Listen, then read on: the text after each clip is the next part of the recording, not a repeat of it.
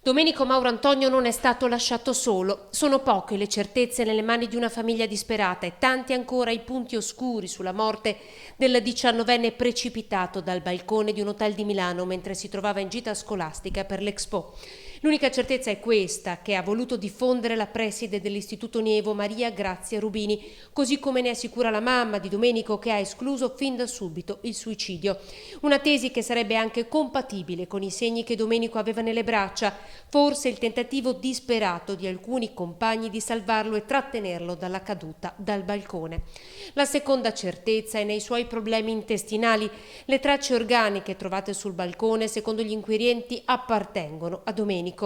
Il mistero rimane quello di un volo di quasi 20 metri dalla finestra del quinto piano fino al cortile dell'hotel, il corpo scoperto soltanto alle 8 della mattina.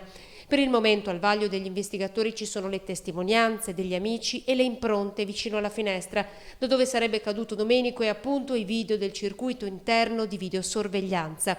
L'ultima certezza, la terza, è escluso che Domenico abbia abusato di sostanze stupefacenti quella sera. Era un bravo ragazzo.